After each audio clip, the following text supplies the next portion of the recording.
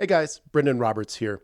For anyone who's already listened to an episode of this podcast, you've probably realized that I live in Santa Fe, New Mexico, and this is a town of history. It's a big tourist destination, and for somebody who's lived here for a long time, one of my favorite things is to discover new places.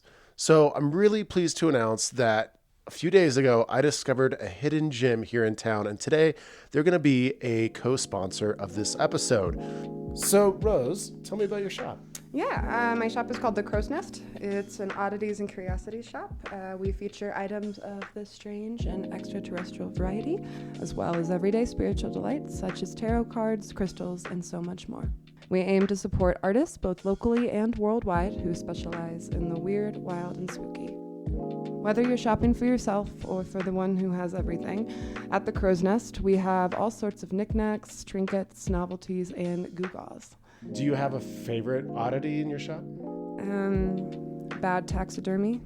Bad taxidermy is always the best taxidermy. What is bad taxidermy? Bad taxidermy is exactly what it says. It's taxidermy, but it ain't great. Do you like weird things? Find our shop on Instagram at The Crow's Nest Oddities. We do have an online store. It's on our website, which is also The Crow's Nest Oddities. You'll just push the shop button and feel free to explore our catalog.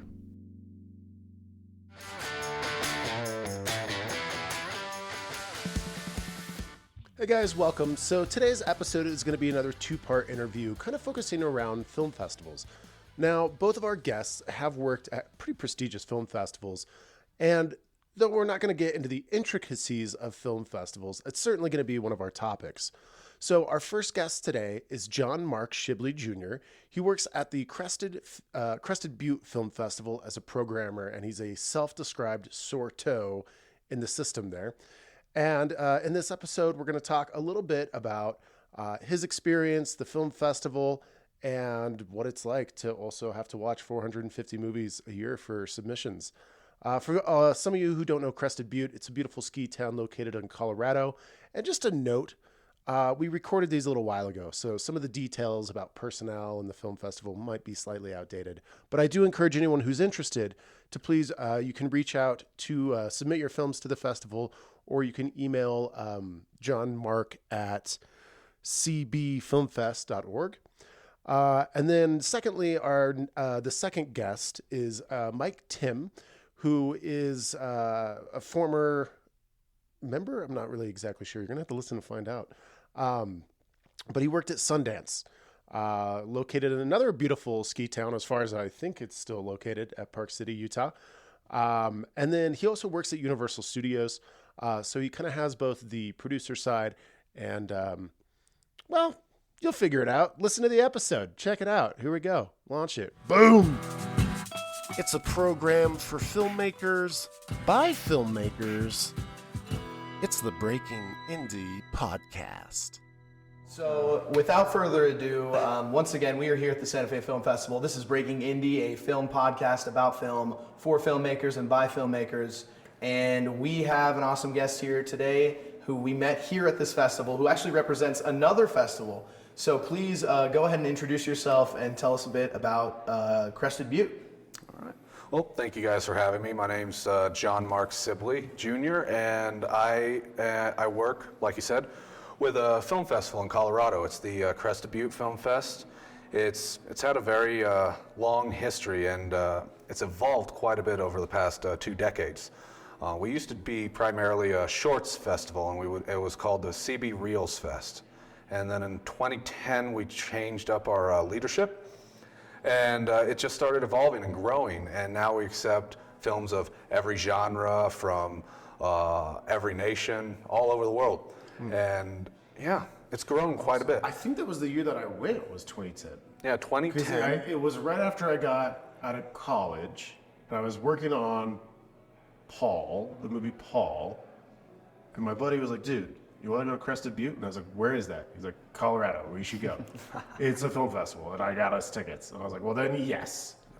And I still, like, that was many years ago, but I remember that town. It's like a ski town, right? Total. It's actually not just a ski town. It's a resort community, but People know it for skiing. We were voted the #1 ski town in North America about 4 years in a row by PAL Magazine. Wow.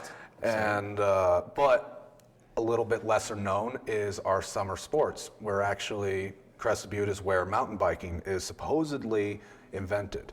And there's one other town that combats us on that, and they argue. Is this in Colorado? In Colorado. The trick is, though, there's a difference between an origin and the founding, because there are people who can have an idea somewhere, but Crested Butte is where the original mountain biking club started. And what is it remind me what season you guys normally are, because I feel like people were doing that because you can take the chairlift up, right, and then mountain back down the mountain. Yeah, the festival takes place in the fall, and that's right around when we have our mountain bike week. It's an entire week of festivities where we have multiple different races. One of which is the chainless race, which you go to the top of a mountain pass, and with bikes that don't have any chains.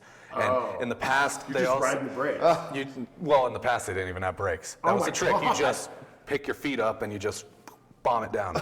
In recent years, because they have to be a little bit more, safe. Liability. Things have gotten a little bit more proper. It's less of a hippie town than it used to be. But now they have brakes, but still we have the chainless race. And all of that's going on during the festival. So the people who come to visit, and it's their first time in the valley, they get to witness all these incredible things going on that don't even have to do with the film. And that's what I tell people. When they come to Crested Butte for the festival, they may be there to watch movies. They'll see some awesome movies. They'll meet awesome people. That's not what they're going to fall in love with.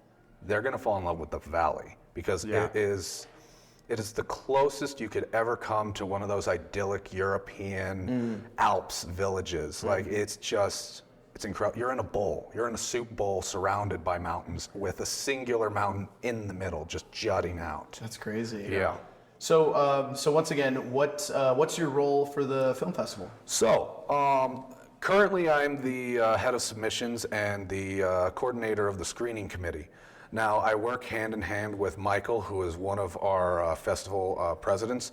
He and the other president, Louise, I actually met them through my volunteer work, which I've always gone to the festival. I'm born and raised in Crested Butte, so I've been going to it since I was a kid, before it was even what it is now. And a few years ago, I made a point of involving myself because I had this itch that I wanted someone who was a born and raised local to be in the actual leadership of the festival. I felt that was necessary. We have a board, and they're all locals, but everyone who runs the festival are from the Front Range. And that's great. They've done an amazing job, and they have evolved the festival into what it is now. But I wanted to work with them. I want to be involved in the process and be there hand in hand with everyone who's in charge. So I started volunteering as much as I could. Every event, every fundraiser, every screening, I would be there, and I sort of became a pillar. Not a pillar, that's a little bit too presumptuous. A sore toe. Just in the middle of the entire event, because as sociable as I like to think I am, until I start talking, I tend to be the oaf who's just standing there, you know? And so I made a point of doing everything I could for them, because I figured 90% of opportunity is just being there when they need someone to fill a role. Absolutely. That's a good point. You know? Because the current president, Louise, she was just in charge of managing certain events. But then after COVID happened, all of the leadership for the festival just dropped off because, for various different reasons. And Louise was the only one left. So Michael approached her and said, "Oh, guys, you want to be the head?" And under her leadership, the Crested Butte Film Fest hasn't just recovered from the time of the pandemic. It's thrived, and it even thrived during the pandemic because of her, because she instituted virtual screenings for our festival, which was a fad for a little while. And I mainly got involved through her, and I started volunteering very closely and working with her, and she eventually asked me if I would fill the role of head of submissions, because she knew my ambition was to have a permanent role in the team. And it was the only opening at the time, and for my purposes, it was perfect, because I prefer the movies. I prefer the films rather than putting the events together. I still do all that, but I get to watch hundreds of films every year because of what I do now, and I love it. Awesome. That's a lot. Yeah. That is a lot. Yeah. I mean, I watched 480 films this year. oh my gosh. Well, you have to love it to be able to do that and, have the passion for it. And I think it's, it speaks to this idea of just, showing up and how important that is. And, I guess there's a fine line because people can be a little bit hey man, put me on, make me, I want to be the head of submissions, versus just being like, I'm here, whatever you need. I'm passionate about this. I'm passionate about this town, this film festival. And then, you're there. That was exactly how it was, because when I was finishing up my time in college, I wasn't obsessed, but I was very much fretting over the concept of what do I do next. Sure. Because all throughout college I was making my own films, and it's great. The very small school that I was a part of had a very small film department. I mean, you couldn't major in film. You could only minor in film studies. And I made so many films in college, but after I was finishing up, I was worried, what am I going to do next? How am I going to turn this experience I've had into not necessarily a career because I'm still young, but how do I get my foot in the door? And since I was already working with the festival, I tend to overthink things too much, and my circle of friends around me, they encouraged me to dive deeper into the festival. Maybe it would give me the exposure I need, or maybe it would just introduce me to someone I would work with. And that's really how I dove into it. And I approached Louise and I told her that I want to be a part of the team. I'm a volunteer. I get a little name tag at every festival, but I want to be on the website. I want to be one of the main group of people so that I could work specifically with these 4 incredible people who are running the festival now. Yeah, and if nothing else, you get a lot of free movies out of the deal. Exactly. And a couple of the films that I actually worked on over the past couple of years, they were submitted, and each one I had to, abstain myself from being in the judgment That is for. funny how that goes. But it's really fun to see that, and for them to call me and go, hey, were you a PA or were you a cameraman for this film? I was like, yeah, I do what I can, and that's sort of how I've been approaching it. I just want to work. I just want to do things and be a part of the magic that is making film. We were slotted with a film today that I kind of forgot. Apparently, I was labeled as an associate producer on it. Oh, wow. And I was like, oh, that's right. And I didn't actually do anything but let them use my camera for the week. So I was a friend from college. I was like, special thanks. Yeah, I was like, dude, you can give you can take my camera, but you got to give me some credit. And so we went in there and I was like, oh, I'm an associate producer of this movie. Yeah, so Executive produced, directed, and created by Brendan. But yeah, it is one of those things, right? You have a little bit of a hand in these things, and then people it's a community of things, come to. It really is. It takes a village. It takes a village, right? Yeah. And then what I loved about your festival too, when I was there, and I'm really struggling to remember the name of this because it's been so long ago, there was a documentary about global warming that blew my freaking socks off. Yeah. And the filmmakers were there. And I was just so in awe of what they did, because in the film, they went to, I don't know if it was Antarctica, I think, and set up cameras for months. And they knew that this big chunk of ice was going to break. So they're like, we need to see it. It was the size of Manhattan. Oh, yeah. I remember when that broke off. The chunk of ice was the size of Manhattan. And they filmed it. Yeah. And the footage at this showing was insane. And I was like, so cool to see this. And let alone then to be able to talk to the filmmakers about it.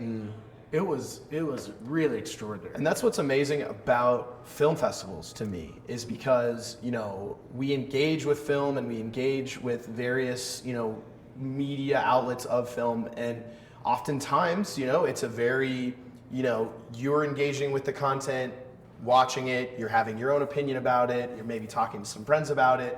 But what film festivals are so amazing is, and it's a gamut, right? It's people that are just starting out, people that are, maybe in the middle of their career, and then really large people, and it's there's an energy where you get to kind of have a two-way conversation rather than just have your own thoughts about it. That leads me into my maybe comment or question about, just the idea in general of film festivals. What do you think, and let's just talk about it, like what do you think is probably one of your major, what do you think film festivals are so valuable for? Well, Can we pause? Sorry. oh, yeah. Well, so obviously as artists, we all love to have our films viewed and we all love to get recognition for our work. But in the end, I view so much of the value in film festivals as being an education for the people who attend it, because it provides a forum for people to release their own work. But for everyone who's there to not just watch movies, but to meet people and to expand not only their network, but their skill set, a festival is so valuable in that you go there, and before you know it, you can't help but expand your horizons. I mean, just from having one conversation with someone at an after party or the big picture of all the people you've met, whether you get a job or just meet someone, you expand your horizon and you expand your perspective. And that's the way I treat festivals when I go to them. I try to go into them realizing that we all feel like we know a lot. We all feel like, okay, I know movies, I know what's good, yeah. Right. But if you go into there accepting the fact, I know a lot, but I really know nothing compared to the big scope of everything that film can be, everything you can use to make a good film, all the techniques. It really boils down to the experience. And it's sort of like with college, people like, yeah, you can learn a lot from college, but you get a social experience out of it that's invaluable. Sure. And that's what I get out of film festivals. And in Crested Butte, it's such a privilege to get to meet people because, they love the Valley, and like I said, that's a huge part of it, but it's so much of a community and that filmmakers are gathering together and sharing their collective experiences. You can take a little bit from each person that you meet, and it'll improve everything about how you make a movie, or how you write, or even if you're, a member of the crew. It just provides you with that new perspective, and that's what I see as the value. Definitely. And you are a filmmaker yourself. Yes, I am a filmmaker. I made films throughout college, as most people who studied film did. But when I got out, I was really obsessed with the idea of I have to make something that's my creative vision. And I dove right into it, and I made a film with a colleague of mine that I went to school with, and it was the most valuable experience that I had up to that point. And I learned more than I ever could in any of my classes, because when I took classes at school, and I feel like this is something that a lot of people experience, you already have the ideas in your head and you already have the concepts in your head. You just don't have the terminology connected to it. So they'll tell you what it is, but you're like, oh, I've been thinking about that every time I watch a movie. Right. So I didn't necessarily learn all these new elaborate ways to make a film when I was learning about film in college. The way I learned how to make a film was when I dove into it with no idea what I was doing, forcing myself to do everything I could to make it happen. There were mistakes made, there were triumphs, but in the end, I had a better understanding about making a movie than I did out of all the several years that I spent in college. Yeah, it's a really interesting industry because it's a really, you just learn by doing. Yes. And you learn by failing. And You learn by learn making most by mistakes. failing. Yeah, Exactly. Can you share with us some of the lessons you learned and some of your failures? Well, I think one of the most valuable lessons I learned is that you need to learn how to separate yourself, particularly if you're a director or if you're in the actual, if you have creative control over what's going on. It's fine if you put on multiple hats, but at some point you have to separate yourself from a certain department and allow the people that you've entrusted with this job to sort of run with the concept you've given them. Obviously, you want to sort of monitor how the creative process happens, make sure that nothing gets lost. But there were a number of people who worked with me. Most of my crew dropped out of my first film, and I had to wear multiple hats. But the people who stayed, I had to develop a trust with, where I gave them the idea that I had the concept, the vision, and I let them sort of run and do what I what I had to convince myself they could do. You know, it's always hard to relinquish control of things, but in the end, one of the most valuable lessons I learned was to trust people and their vision, and at least allow them to contribute, try to explain that vision to me. Every single suggestion made on set is valuable, even if it's not used. And that's the way I sort of approach filmmaking, because there's so many people who, it's their vision, they know how it needs to look. Put your phones in this Tupperware bin and you're not gonna you're gonna do what I say. And that's fine if you are that good. But generally, if you don't encourage the people around you to be creative and to contribute, your film ends up being limited in a way. And I started out a little bit more rigid when I made my film, and it showed in the footage. And I eventually started taking on more ideas from the people around me. Not just the crew, but the cast too. After they got to know the characters, after a little while, they started to contribute ideas about their personalities and how they would react to certain things. And it became so apparent to me how valuable allowing the people who work on your film to contribute to the vision in even a small way, how valuable that can be. It changed the actual outlook of my film, and I would argue it's the reason the audience enjoyed my film as much as they did. Yeah, I mean, it's hard because so many of us, I mean, we have such a very specific taste. Yes. And we have such a very specific goal, really, with whatever our vision is. We see it in our mind's eye in such a very specific way. So it's scary. It's very scary to entrust that to someone else because, you know, obviously, you know, that in your mind, you don't know your vision in the same way that you do. And I think it speaks to really what, at the end of the day, film is, right? It's a collaborative medium, but it's getting everybody kind of on the same page. Yeah. And it's like we're a part of a team, but we all have to agree that this is the story that we're making. And I want to know your vision and I want you to help me with that. But at the same time, let's all just get on the same page. Yeah. Exactly. Establish a baseline. Yeah. And then you can expound where it benefits the film. Right. And speaking of keeping almost like a shorthand, or keeping the crew happy, or keeping a trust with along different taste, what is your favorite crafty snack? Okay. Well, the Crested Butte Film Fest, we always offer Bobos. Bobos. Yeah, it's like a little granola bar, but it has different flavors. It has like a layer of not cream, but like a layer of I guess dried cream. It's almost like those old. It's like that. It's like a yogurt. They have different flavors, and Bobo bars, they are really good. I would say they're a combination between granola and a Cliff Bar. Okay. And I'll go to the film festival just to try Bobo. Yes, you will enjoy them. We have boxes and boxes of them, and as a venue manager, I'm always having to replace and restock it, and they fly off the shelves. So when I was making the film, I approached some people I knew at the film fest, because I was originally intending to submit it. This was before I actually had a position at the festival, and they were like, hey, we want to help you however we can, and they gave me 4 boxes of these Bobos, like 500 of them. So every day on set, because I told these actors I hired them from the Front Range, and I live way up in the mountains, so I had to shuttle them up there, provide lodging, all of the package. And I told them, we're obviously going to provide you guys meals, but when we're out on site, I filmed a Western, so we're in the middle of nowhere. And I sourced the locations from local ranchers, so we are really miles away from even a road. And so I told them, you guys are just going to have to accept that we got your food, but they're bars. They're like snack food, and they were complete troopers. And as it turns out, they were completely won over by the Bobos.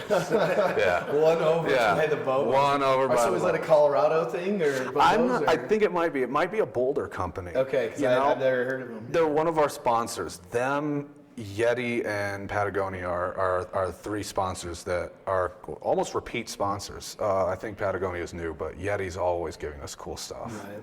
Well, there you have it, folks. Bobos, if you want to save some money, go out and apparently they're good enough to where You'll buy over your crew. You'll buy over your crew. An actor won't complain about a Bobo. That's Well, you got to keep them fed, keep them yes. happy. Keep them happy. Yeah, you got to keep the talent happy. Awesome. Well, thanks so much for your time. Yeah, man. We'll have to. Can we come do this, the Crested Butte? Please, we would absolutely We got love a to nice host film you. festival lined up. And we are from September 18th through, I believe, the 24th. And every single year, it's right around the same time. It's at the end of September. Sometimes it's the very end of September and the start of October. But this year, it's the 18th through the 24th. We love hosting people, and especially people who have never seen the Valley before. Because as I said, we love it. So Yeah. Well, I'd love to go back, man. Thank you I'm so excited. much. Yes, absolutely. And we'll welcome you guys. Sweet. Thank you so much. This was great. Once again, this is Breaking Indie, another great episode. Thanks for tuning in, guys. Check out the Crested Butte And Film check out Fest. the Crested Butte Film Fest. And now, part 2. This episode is sponsored in part by Santa Fe Improv, an educational nonprofit based locally here in Santa Fe, New Mexico. Yes, and Santa Fe Improv has classes for adults and at their Black Box Theater, educating players at all levels of the craft of comedy improv. yes, and And they put on shows regularly that you don't want to miss. So visit santafeimprov.org to get the latest updates on shows, classes, and community events. yes. santafeimprov.org. Hey guys, welcome to the Breaking Indie Studio. We are once again introducing an interview at the Santa Fe Film Festival, this time with Timm. Mike had a short, again, the same shorts block that we had, also shot in New Mexico, which was really cool to see.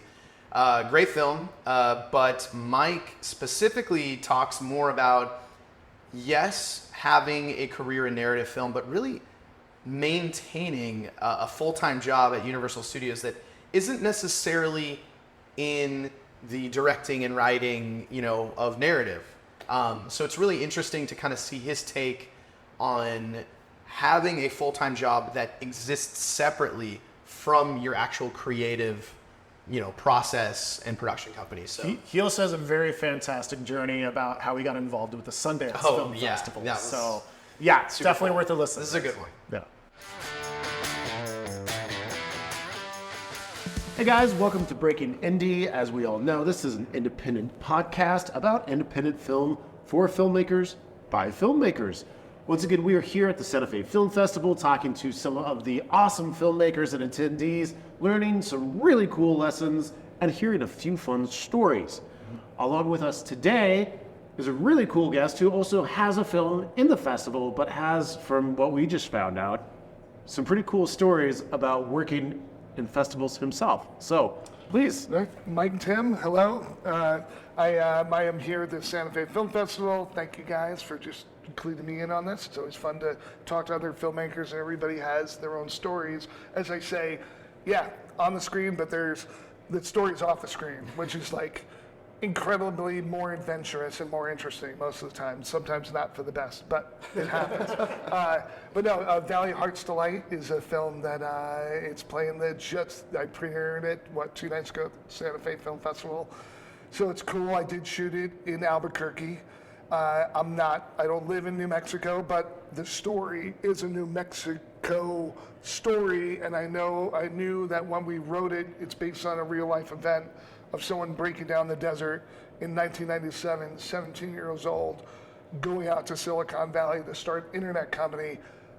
Who would be doing that in the 1997 mark?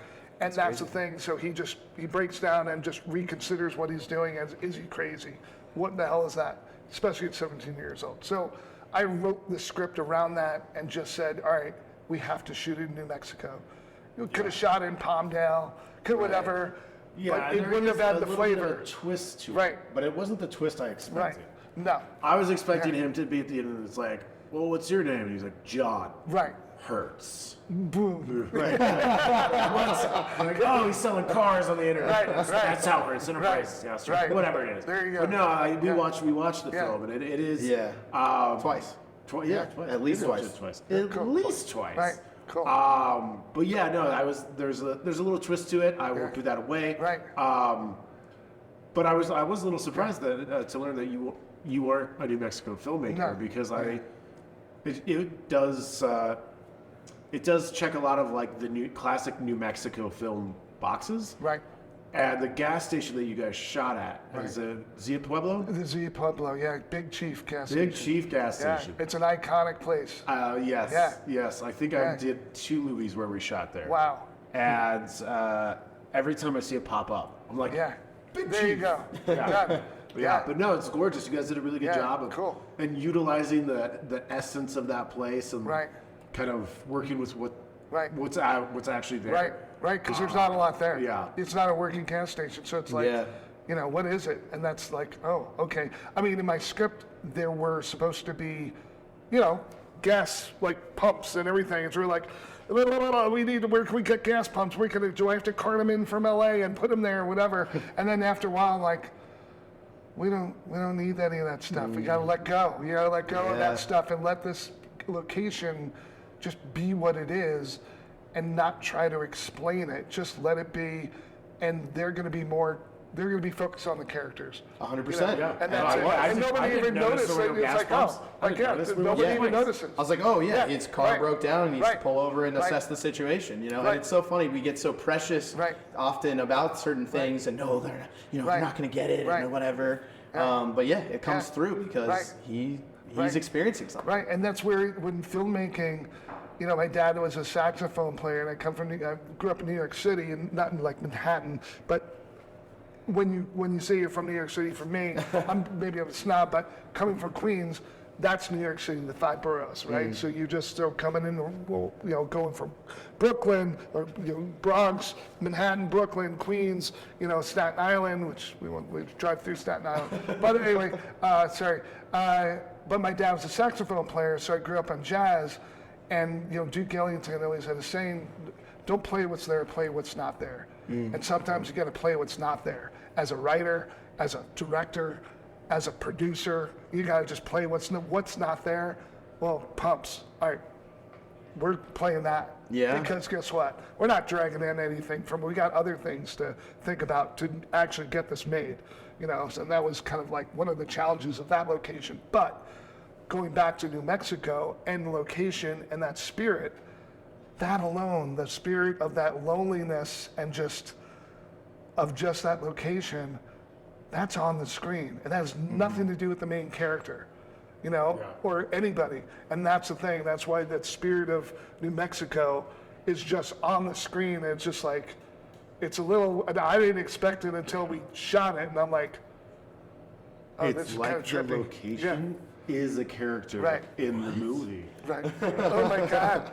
That's similar to what we shot too is in Diablo Canyon out here in New Mexico, and he showed me this location and you kind of, I mean, I don't necessarily say okay, find a location and base a movie around it, but at the same time you have to use the resources you have too, and so it's really interesting when you can be inspired in a way specifically by a location, but again you're looking at something, nothing's there yet. You are playing what's not there right then, and you're imagining what your story could possibly be. So that's well said. That's awesome. So great there quote. you go. So one of the questions we ask everybody comes in here, Breaking Indie Podcast. How did you break into the industry? So I'm curious, what your origin story is into the film world. Oh God. Okay, origin story. So I did go to film school. I went to school at Rochester Institute of Technology in snowy Rochester, New York. So I went there, a very primitive school, went in the late 80s.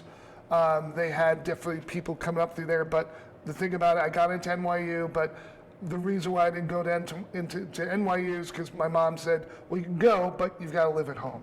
I was like, oh, no, I'm out of here. Like, I got to go see the world. I'm like, youngest of 5 kids, and I'm just like, I gotta break loose, whatever.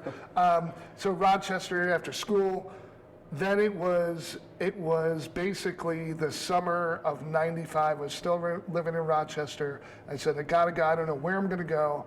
But then at that time, the Sundance Film Festival was just really picking up steam. Before that, I did I did do a little stint. I was going to the IFFM, the Independent Feature Film Market that became independent.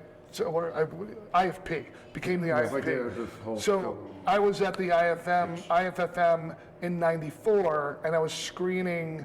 I screened a couple of my student films for some producers, and they paid me to go to it just to scout, just to see actors, see what's out there.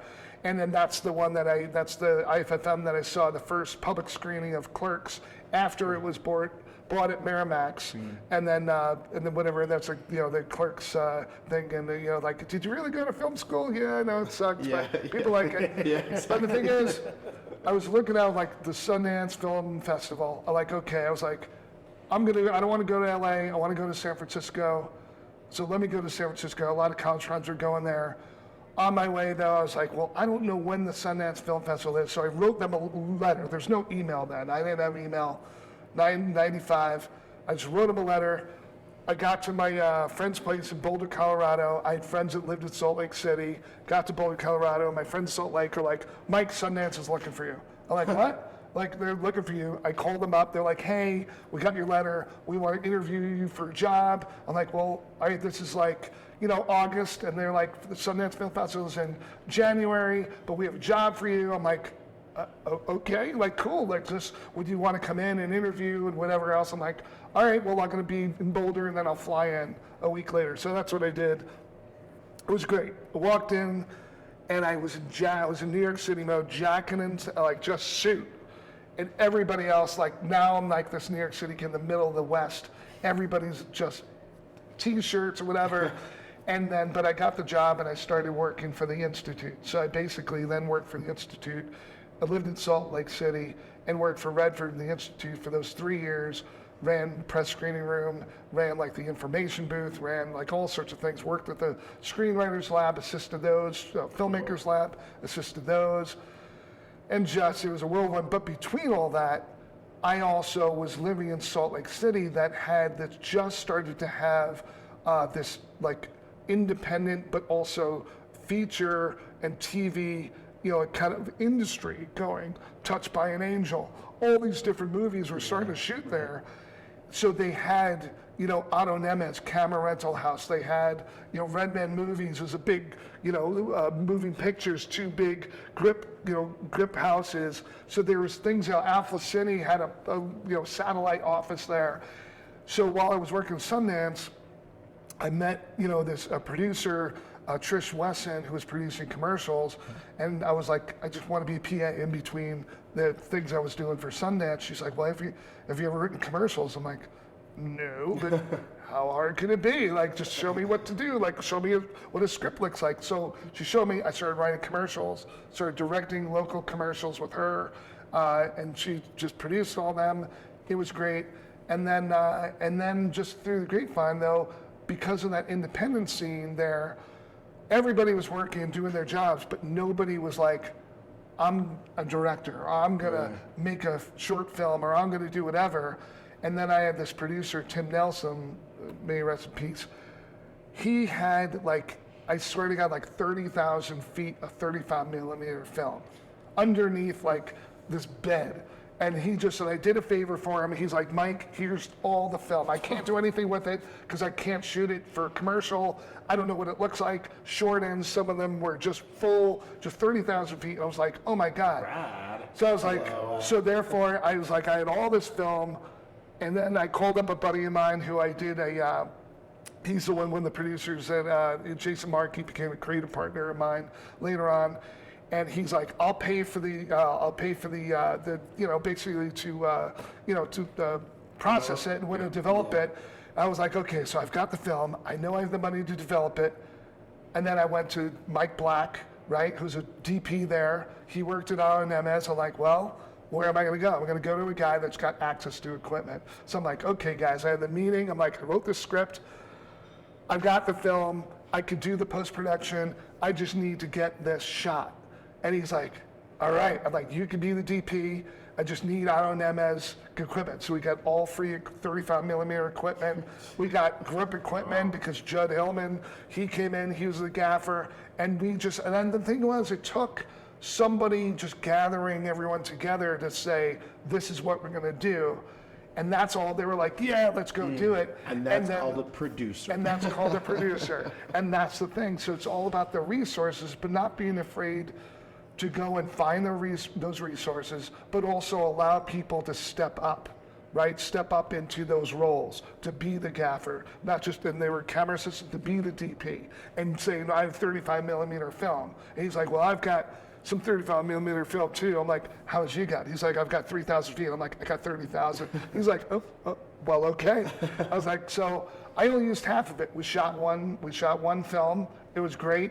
Went festival circuit, everything else was awesome. It brought everybody back to Long Island, where we did the Long Island Film Festival, did that. And then I did another one about 2 years later. And all this I'm doing Sundance during the winter and whatever. So those like 3 years-ish of being in Salt Lake were just like, that was my graduate school. Of working in the film labs, shooting my short films on 35 millimeter. I didn't know what I was doing. The acting, some of it was really great. Sean Nottingham, who's still in Salt Lake, he's like one of the best actors you'll ever get in your life. It's just like, but then he was surrounded by, some good actors that were just kind of trying and whatever. You learn by your mistakes, where there was this one actor who I knew I should have recasted before we shot. And I even auditioned somebody else, and I was like, he would have been awesome. And I didn't do it because I went with some other guys who were helping me produce. They're like, no, let's go with this guy. I didn't go with my gut. And I was like, no, I want to be collaborative, even though it definitely, I think, as a creative, it didn't do it justice. So sometimes you gotta just go with your gut. And then I should have known, but I didn't know at that time because I was still so young, on how to just say, okay, guys, we gotta regroup. And this is why. And I think you gotta do that on any film you ever do. You've got to not be afraid to say, I know I'm going to rock the boat, but just let me rock the boat for a minute. Even if we settle and we don't, whatever, but let me just rock the boat, and just as long as you know that you went for it, and you kind of just said, I've got to get the piece out. And that's what I learned on that one. Now, the thing is that Sundance taught me why to make movies. And I didn't, even though I did my shorts, I didn't really know on a bigger level how to make movies, right? And sell them and things like that. So that's why I went out to LA. And then I got involved in production. And then I got involved in production. I did everything. I mean, I did PAing to, of course, then production coordinating to, location scouting, location managing. Now that alone, if you ever want to be a producer, location scouting, location managing will teach you so much. I mean, a lot. I mean, it's creative, it's technical, it's logistics, it's mechanical, it's the organization of just the whole shoot itself, everything. I was a first AD, I did it all. And then I got married, started having kids, and then I was like, okay. But then one thing I did realize was, as soon as I got to LA and I started working in the industry, I ceased being a filmmaker. So once I moved to Hollywood, I stopped being a filmmaker. And I think that's an experience that so many artists can attach to, right? Whether you're a filmmaker, whether you're a musician, a writer, a painter, the introspective nature of putting yourself in an unfamiliar place really is, like you said, like it really helps inform who you are, but it also makes you really observe the other. Right. And I think that's a beautiful thing about artists is we put ourselves in other people's shoes or try to look at the world perhaps a little outside yourself.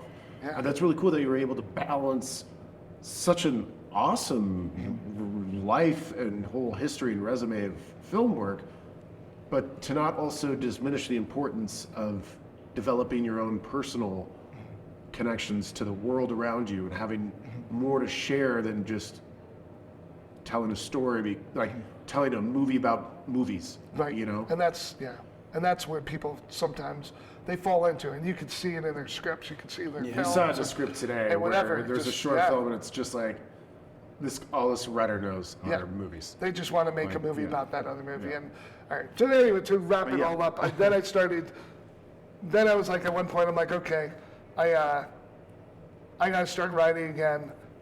And then I did something. A friend of mine said, oh, I love your script. Somebody needs a rewrite. And they pay me to do a rewrite on their script. And I was like, oh, okay, cool. And God, I forget this is embarrassing. I'm forgetting the name. It actually came out about 2 years ago. Was it Carl Elway's about these superheroes?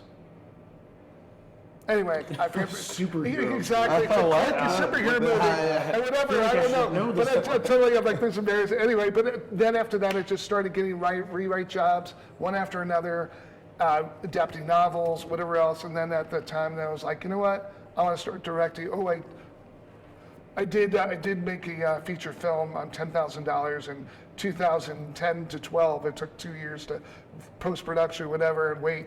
And it's called A Girl, a Guy, Space Helmet. And it's on Tubi. So A Girl, a Guy, Space Helmet's on Tubi. The actors are fantastic in it. The ensemble played the festival circuit. To me, when I made it, I said, guys, the festival circuit is our distribution. Yeah. And that's it. I just want to finish it, get it out there. I'm not going to worry. If someone wants to pick it up, great, but I'm not going to worry about it. This was just to prove that I could direct a feature from A to Z and finish a feature from A to Z. Then after that, I started writing for people, and then I directed. Then I was like, all right, I got to direct again. And that's when I did the Basil Hoffman short film called Mr. Roberts. And Basil Hoffman, who was an icon, may rest in peace. That one was the way it came about, and this is all about, and I know I'm just talking. That's what we want. But That's what here, we need. this is about for filmmakers using their resources. So, my friend John Connor, who he shot now, he was DP on Jack Ryan. He shot Dahmer, that TV series Dahmer. He was camera operator on Maverick, whatever. At the time, he was doing a feature down the block of the high school, because my house is down the block from our high school. We live in Sunland, Tahunga. I don't know if you know where that is. But anyway, you're from LA. I am, yeah. Yeah, okay, there you go. Yeah. Yeah, so we live up there, and it's a Gotcha. cool little out of the way, up on the mountains, the foothills of the mountains, whatever else. Is this And off just- like the PCH or? This is no. PCH is no. This is like the other way. This is on the mountains, Angeles Crest Forest, Oh, right yeah, there, right. sleepy little town. Yeah. And so we're right down the block from the high school. Actually, Paul Walker grew up there. All these different people that you're like, oh, cool. But anyway, John Connor, he and I met. We did a little trailer I did for a script. Didn't go anywhere. But he was shooting down the block, and he was living up in the hills of like Topanga. He's like, Mike, can I stay at your house? And I got divorced by this point, so my kids were going from my house to whatever, to my ex-wife's house, whatever back, but they lived in town. And he's like, can I just stay at your house? Well, I'm like, yeah, man, like we got like just your crew, whatever else, your camera guys, so people don't have to drive home at night. I said, okay, that's great. I said, but I'm like, oh, but can we use the equipment from the feature? Can we use it to shoot a short film? But we'll just shoot it here at my house and here in town. He's like, yeah. I'm like, he's like, can I DP? I'm like, well, of course you can DP it. So, dude, got that. We got, the movie operator from them. We got all the equipment from the feature film, everything. We got all that for free. And now we're shooting, with an Arri Alexa, so there's no processing, whatever. But then again, I'm like, okay, now I got to edit it. But then we found an editor, and we shot it with Basil Hoffman. I cast it, produced it, did everything. I was like, I'll produce the whole thing. You just bring the crew and the camera, whatever. I helped him get some ACs that were working for free, because at the time, John Connor was also like, he's the first AC to Chivo who did The Revenant, whatever else. So he was already a legend in the camera working world. His father was camera operator on E.T. and all these other crazy movies. So people wanted to work with him. Right, yeah. And so it was a collaborative effort there. It was shot Mr. Roberts, got it done.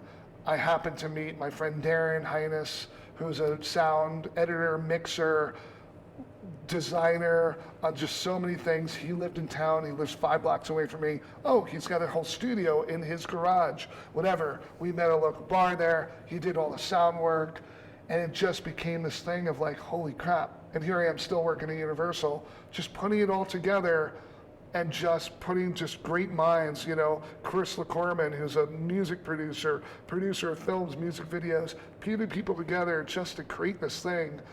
And that was amazing just to get that together. I was so fortunate to get that together, and that was 2-3 short films ago. And then I just started to do one after another, and just at least every year and a half I would do some sort of short film, putting it together in that way. So just, Mark Palmett shot the eyes for me. Not for me, but he's like, I want to shoot a short film. I'm a DP, I need something different. I'm like, okay, you get the camera, you get a few guys, I'll put this together. So you collaborate, if you find a DP, and he shot the shit out of it, and it's awesome. And it's a genre, crazy little like creature, feature, sci-fi, not a feature, but a creature, sci-fi short that played the festival circuit. It actually, it premiered at Screen Fest where Robin premiered Killer and all that, and that was great. And so that was a great journey.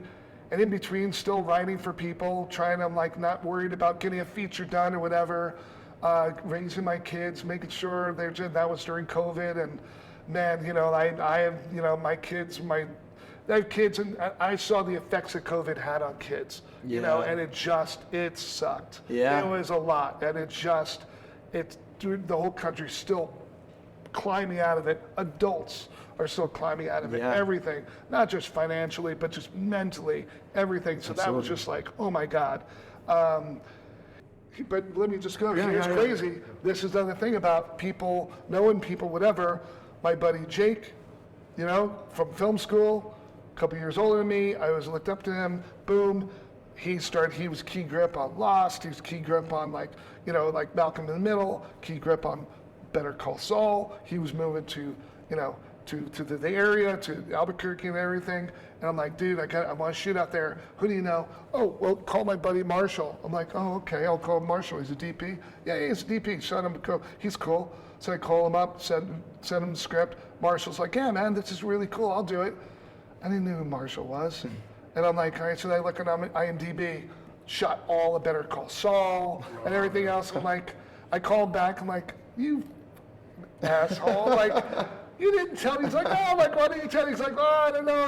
But I told him. I'm like, why would you do this? And he's like, because I just want to help people. He's like, I've been there. He's like, we're all the ones, no matter how successful somebody is, they've all had their time trying to climb that mountain. Yeah. He's like, I want to just get back and help. And just between everybody, we just got it together. Heather Schrakengoster lives in Albuquerque. She helped produce it. She was amazing. Just so many people brought it together, and just so many supportive people in Albuquerque. No. Okay, I do have to ask though, after so many films, is it safe to say you used the other 15,000 feet of 35 mil? I shot two short films. They were both paid for by other people to process and everything else. And still the same, Otto Nemes helped and just everything, So but I shot it all. Yeah. Well, I mean, what you're saying though in this, everything you were talking about kind of has this kind of running theme, which is people helping each other, right? But it's like you said it many times. Is like you've had these various people in the industry that you've had a relationship with in some way or another, and I've heard it, you say it multiple times, is, dude, I just want to shoot something. Right. I just want to do this. Right. Yeah, I'm, the AC, or I'm the camera operator on this friggin' huge thing. Right. But yeah, dude, I want to shoot that. I want to do that. And I think, it's, yes, you have to make those relationships and you have to foster those relationships. But it's also really realizing that we all do this because we love to do it. Yeah. And I don't know, for me sometimes it's hard to ask for help. Right. You know what I mean? Right. But it's different when you instead of asking for somebody to do you a favor or can you give me this? I'm putting them out. You're like, let's do this together because we love to do it. Right. And it's that energy and that spirit, which I feel from you for sure.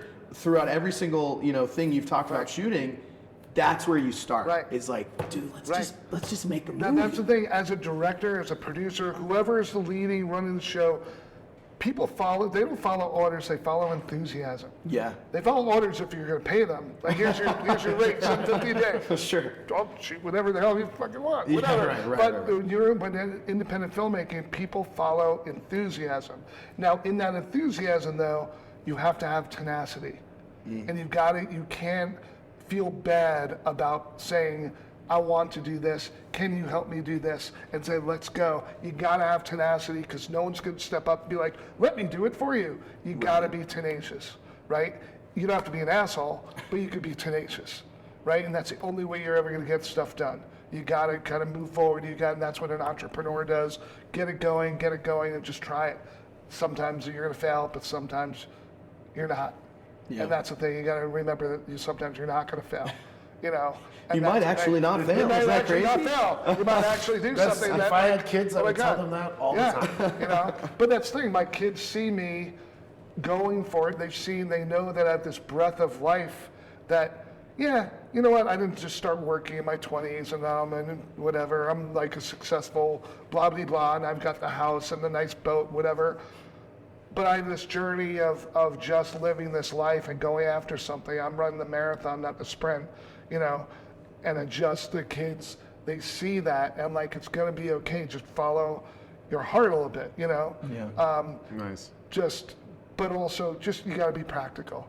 You gotta keep your job at Universal for 16 years and not be like, I'm a writer. It's like, well, okay, you're a writer living on your friend's couch. You know, it's like you're a writer, you can't even go to Taco Bell because whatever, I've been there living in LA that, you know, like I've got $10, Taco Bell is right down the street.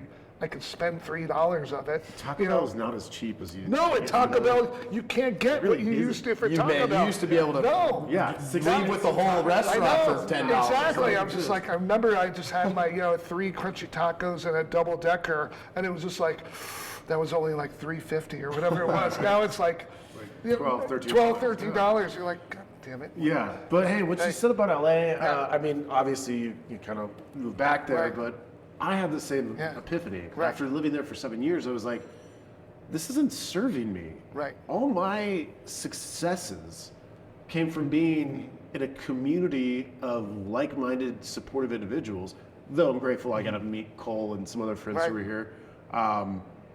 However, that's why I moved back to New Mexico. I was like, I miss the film community. I miss the supportive nature, not the competitive nature. Right. Yeah. Right. And we were talking before we started rolling about that, and where just the different mindsets. And yeah, I'm just so grateful. And like here we are doing this kind of thing here, whereas I feel like in LA, it's more ego-driven and fear-driven, and here it's more like, hey, like let's build community, let's meet people, let's see what's in the sandbox. The difference is in like Bryan Cranston would. I heard him in an interview. He's like, it's the big tent, and there's plenty of room to fill it. Yeah, but it's like, I don't know. Because in LA, if we were doing this, the first question that everybody would ask us is, "Who the fuck are you guys?" Yeah. Oh, what do you do? How many followers do you guys have? Like, oh, well, I do your podcast that doesn't have any. Who the fuck are you? Yeah. And that's what this has been such an amazing experience because everybody is just like, yeah, dude, let's talk about it. Let's talk about film. Let's talk about what we're all here doing. Be out of that passion. Right. I do think that's a funny thing too. Is coming into this, we were like, well, we hadn't launched any episodes. We recorded a couple, but we haven't launched anything yet. Yeah. Right. And we're like, we don't have a presence. Everyone's gonna be like, who the fuck are these guys? Yeah. And so far, no one's asked anything. No one's like, well, what is this? Like, how would you guys just start this out? Have you launched it? Like, nobody asked. They're like, oh, you want to just talk shop? You want to talk film? Yeah, let's do that. Let's do it. Why not? Because again, it's like, I want to make a movie. I want to talk about movies. I want to do this because I love doing it. Let's just talk about it. Right. So this you also have to, because you, like, it's the story off the screen, like, it's helping me a lot. It's like therapy, just telling my story again. Yeah. It's like everyone's got my story is like, well, some people will be like, well, that doesn't sound, it doesn't matter, that's my story, but I feel it as I share it. It also reminds me of who I am and where I've been and where I'm going. And that's why I'm like, okay, I'm okay. Yeah, and for me, it's inspiring to like see all the different lives and iterations, and I went from this to that, and you're at Universal for 16 years. That sounds like a dream job to me. But I remind people of that who work there, like, I'm like, you see those people on the tram, some of those people we kill to be just walking around on the lot doing your job. You work in a movie studio. Every day when I'm there, I try to go walk on the lot, and every day, I'm still so enamored with the magic of working at a movie studio. And I'm so grateful to be working at a place like Universal because, wow, I mean, it's a huge huge, massive corporation and just everybody's doing whatever. But I appreciate it, and that's why it's like, okay, that's why I gotta let it, I don't let whatever my aspirations interfere with that, because that's part of my career as a filmmaker. Yeah, sure. And also my experience working in the industry. And that's the thing. Well, we appreciate you being here and talking Thanks, about it, man, and leading us down that journey. This has been great. And just one more thing is that everybody thinks, and me included, in terms of like having that day job. I mean, luckily for you, it is still in film and it is still very proximal. But it's like there's this, this mythos of being the starving artist. And everybody wants to take that on, and it's like, well, I can't have a backup plan. Because if I have a backup plan, then I'm a failure. Well, that's the thing, and the thing is, what I call is, I was fully confident. I said, and maybe, I don't know, maybe my mother just instilled, and even my father also, very much, probably more than my father, because when I went to film school and I got into the mechanical engineering at RAT, and he's like, you're not going to go into that? I'm going to robotics. I'm like, no, I'm going to go into the film department, because my mother was, even though my father was a saxophone player, he was more practical. I was like, no, I'm going to be a filmmaker. He's like, God damn it, whatever. My first job to him was working at the airport. I didn't have a job in his eyes until then. But the thing is that plan B. I said it's okay to have work on my solid plan B, which is having a straight job, right? Yeah. Getting out of production, though, was the key. It was okay to get out of production, because I knew that, like, I don't need to be on set, because being an AD is not going to get you to be a director. It's just not. I mean, it's just not. It's just not. It'll get you to be a great AD. Yeah, being a director. Be an AD, what we talk about this. Being a director, you want to be a director? Start directing.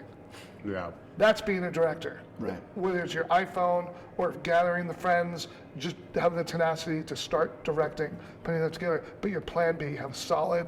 Don't be afraid to follow your plan B. Your plan A will come. Yeah. I do think I am a better director. Also, don't forget about your plan A. Because I AD'd. Right. But I Yes, I mean, all of it. Right. I also realized, but that's not where I want to. Right. That just wasn't my path. No, being an AD is going to help you be a better director, because now you know the dynamics of timing of everything, and just the workings, and it's just what ADs do is just sometimes amazing, and you're like, oh my God, but anything. I mean, being craft service is going to help you be a better producer or whatever, that kind of thing. So, but plan B is, it's okay to have a solid plan B. Don't be afraid to do solid plan B while you're going after plan A. And that's the thing. And also plan B may actually make you a better writer. Yeah. That kind of thing. Everything is experience. Right, Yeah. right. So there you go. Man. Well, it's been right. unexperienced. There you go. You've been so generous with your time, man. This has been awesome. Thank you so much. Sure. This has been great. All right. Well, thank you guys. But whatever. Yeah. No, I mean, that's what we're here for. Yeah. That's what jazzes us up and Cool. inspires us Right. and gets us excited. Like, for example, the people that are going to listen, watch this, Right. we identify with the fact that, look, we're also learning and growing. I mean, it's a lifelong process, but right now for us especially, like, we're gaining so much simultaneously from these conversations. We're not experts. We're not, big Hollywood people that are coming to you and having all these celebrity guests. We are the people that are like, let's all learn together. Let's all figure this out together. Right. And that's the energy. And I think the fun part of doing this at a festival is so much of going to a festival is networking, right? Right. But it's like, oh, quick, what's your film? Yeah. Oh, yeah, I'll definitely call you. Yeah. And what's great about this is don't always we get to have take these. an audience Right. with us, Right. go network, but actually have a place where we can sit down and have almost an hour-long talk. Yeah.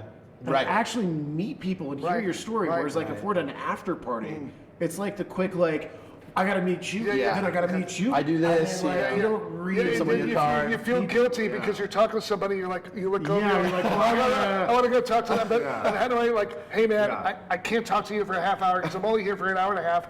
I got to talk to more than 3 people. Yeah. So it's kind of like So unfortunately, we don't get to see a lot of movies because we're doing this. But I'm grateful we got to see your movie twice. Yeah. That's awesome. Both So it's with technical difficulties and then in a Well, we great were theater. allowed, yeah, we had to Oh, yeah. watch it standing room only in the back in a secret. Oh my booth. God, that was a great screening. Yeah, No, that it was was beautiful. amazing. The Jean Cocteau's Yeah. Oh, quality yeah, was that great. was- yeah. But we got there because we were late Oh, for dinner. We got to our own debut, and they wouldn't let us in the theater. Really? Yeah. Yeah. Well, okay, so they were kicking people out of the Yes, Jonah, who has the creature film, Oh, that's right. they were that's- like, "Hey, you can watch your film and then get the fuck out." right.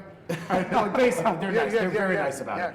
But and I also was like, well, I made Yeah. the movie. I've seen it. Yeah. I've never watched it with an audience, but I'd But like that's to. the thing you want to see with the. I mean, that's. Yeah. I was even like, well, I don't need to sit down, but I do want to look in the Yeah, back exactly. of our heads. I want. Yeah. I want to hear the breathing. I Yeah. want to hear this and that. Like, Yeah. you know, there's just all these different things. You know, I mean, my film doesn't have shocking moments like your guys, like your stuff. It was We had like a few it's like, people kind no. of get up and leave, which is fine. That's all right. Well, no, but sometimes it's people not for just everybody. can't handle Right. certain moments Sure, or yeah. whatever. Right. When you're having like real relationship moments, it's like, oh, that's hard, you know, whatever else. You know? Yeah, and when you're in like a slot like ours where Yeah. we have some very tender movies, Right. and then ours is a little bit more action and Right. you know, Very there's in your a- face with some. Yeah, The first frame is the giving a baby away for 2 bottles of water, and then so Yeah, the we earlier lost screening. a few Yeah, the people. earlier screening. I think it was like at 1:30 or 1:45 at the Hilton, and Yeah. there was a lot of people that were maybe in their late 70s or even early 80s that were there earlier. And man, once our film came on, They didn't like it that. was like Yeah. boop boop boop. Yeah. You know, people. This one guy in front of us, him and his wife, and he, you know, it takes him a while to get up, and it's in the, and we're we're the He's a big filmmakers, old man. and he's just. Well, all the film's going on, and we're just like, okay, Yeah, there you go. okay, he's still accept that. there, he's still, and he's out. Okay. Yeah, is he gonna fart in my face? I think if he knew we were the filmmakers, he might have. Oh, they wouldn't have cared. They would have just gone up. At that point, they're like nobody. They don't have to apologize for anything. Oh no, I think he would Yeah, have but I farted in get my it, face yeah. if he knew we were the Oh, yeah, filmmakers. that's right. Yeah, he's like, nah, I don't like it. His wife stayed though, Oh, really? His wife or did the stay. woman he was I know. with. Yeah, I yeah. don't know. But no, yeah. Anyway, grateful that Yeah. we got to be paired in the same group of shorts, so we got to meet you. No, that's cool, man. spend a little I'm more feeling time. grateful Yes. across the board just to be here and have you guys to have me here and just talk about it. I love to talk about it, right? Yeah. Whatever else. And next time, I would love to be on a podcast where we want to talk about independent distribution. Yeah, so I mean, That's the thing that people are like, Yes. getting movies is made Well, it's that's easy what I wanna compared get to, too. How do you get it seen? yeah, You know, yeah. outside. Maybe we could arrange you know, and that's a follow-up at some point, Right. you know. Like a little over down the Zoom road. yeah, or over Zoom we've or just done stuff whatever. like that. We can even do a phone call. It's a podcast, whatever you want to Yeah, do. sounds great. Yeah, because we Yeah. got into it on the very first episode we Yeah. shot. We use about- that in air quotes because we don't know which Yeah. one we're probably. Yeah, yeah. Whatever the this first isn't episode really- the first thing that we actually Yeah. did Right. was talking to a friend of ours, but it was very much the conversation was entirely about digital. Right. Do you release it digitally, Right. AVOD, Right. all these other things Sure, that yeah, are all happening the right now? TVOD, AVOD, blah, Yeah, whatever, and it's like, what does this look like? Yeah. What is because the industry Yeah. is changing, Right. For sure, Right. The classic Right, method is right. like, new avenue. I don't know. It's not like YouTube's new, but right. But it's like people, this it's idea just- of distribution, Right. is huge. Yeah, it's about you have too many options, and it's about how do you. Most filmmakers don't want to be businessmen. Yeah, They just want to be artists. yeah. Yep. And guess what? You can do that, but then don't expect to make any money and make a career, make a living at it. Right, And that's the thing. or you give that to somebody else to be like, oh, I don't know how to do Right. it. You do it, and then they screw you over I because they have I have all the power. a position that's no one's has ever, and I worked for a producer, like when I first moved to LA, and I met her in Boston, and then so I worked for her in LA, just getting like, she would pay me being her PA on the side, and she was short, and I was doing all the marketing for her, getting her short film out to film festivals and doing whatever, and I said, you know what I'm doing is, and I was starting to, like, can I do this? She's like, oh my God, that'd be great. I was creating what I call an exhibition producer. And every film should have there's a producer, but an exhibition producer that is all about exposure and getting it seen and Absolutely. getting it out there. There's selling the movie, and then there's getting it seen, but also selling the movie, an exhibition producer. And I think there's a producer of the movie, and then the exhibition producer that could be involved during production, but really is more from day one, all about how do we sell it. Let them focus on that. That's a really Yeah, good that's And then just start calling it that, and everybody find that person, go to the colleges, find the grad school marketing people, bring them in so they don't I think that scene should be like, shut up. Yeah. That's That's not their job. Exactly. But you just get people that know how to sell. Yeah. Let them do that and get them from the ground, and that's it. So. All right, well, that's going to be part There you 2. go. Yeah. Follow up. Once again, this is Breaking Indie. Thanks so much for tuning in, guys. This is really awesome. And let's maybe end this episode now, I guess. Nice. That's That was great. awesome.